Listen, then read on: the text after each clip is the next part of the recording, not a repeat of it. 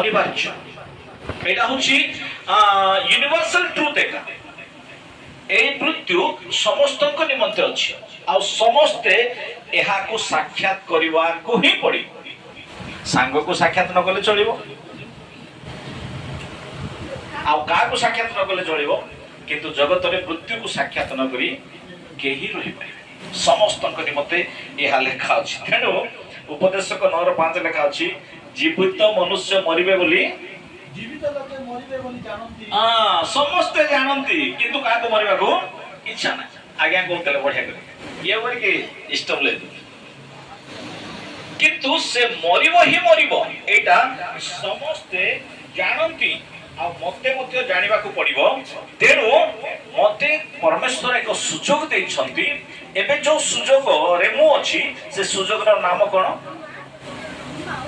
ଚନ୍ଦ୍ରମା। ଚନ୍ଦ୍ରମା କଣ ହେଲା? ମୁଁ କଣ ହେଇଛି? ଏବେ ମୁଁ ବଞ୍ଚିଛି, ମୁଁ ଜୀବିତ ଅଛି।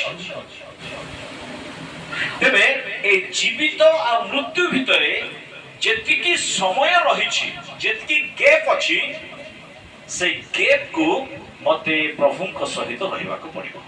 Hallelujah, hallelujah. ତେଣୁ এই ଯୋଉ ଗ୍ୟାପ୍, କେତେ ସମୟର ଗ୍ୟାପ୍ ଜାଣିଛନ୍ତି କି? କେତେ ବର୍ଷ? এটা লিখিত গ্যাপ। এটা লিখিত গ্যাপ। এটা কালি গোটে ঝিଅ ବାଲେଶ୍ୱରରେ ମରିଗଲା,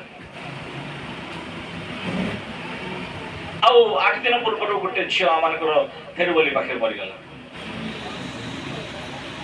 ମୃତ୍ୟୁର କୌଣସି ଗ୍ୟାରେଣ୍ଟି ନାହିଁ, କୌଣସି ଗ୍ୟାରେଣ୍ଟି ନାହିଁ। ତେଣୁ ପ୍ରିୟ ଭାଇ ଓ ଭଉଣୀ ମାନେ, ପବିତ୍ର ଧର୍ମଶାସ୍ତ୍ର ବାକ୍ୟ ଲେଖା ଅଛି, ମୁଁ ଯଦି ଜୀବିତ ମାନଙ୍କ ମଧ୍ୟରେ ବଞ୍ଚିକି ଅଛି, ମୋର ଗୋଟିଏ କାମ କରିବାର ଅଛି, ମୁଁ ପ୍ରଭୁଙ୍କର ସ୍ତୁତି ପ୍ରଶଂସା କରି ଜୀବନ ଯାପନ କରିବା ଅଛି। ହାଲେଲୁୟା। ସ୍ତୁତି ପ୍ରଶଂସା ବୋଲି କହିଲେ ଖଞ୍ଜଣି ଧରି ଗୀତ ଗାଇକି ଏକା ବଞ୍ଚିବାଟା ନୁହେଁ।